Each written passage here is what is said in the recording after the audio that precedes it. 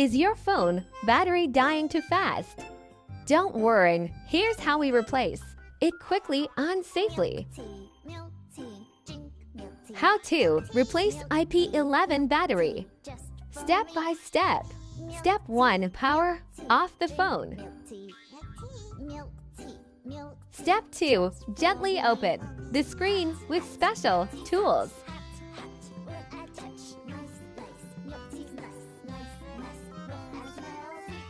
Step 3. Carefully remove the old battery.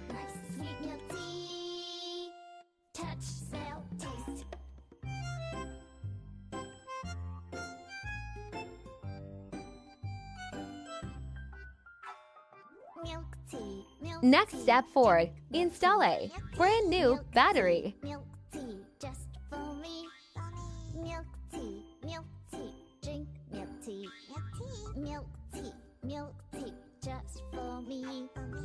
Step 5. Close it back and test.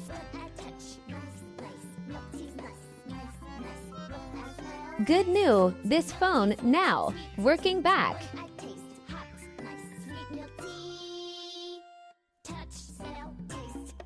If your phone has the same issue, just send it to us. Fast service, reasonable price.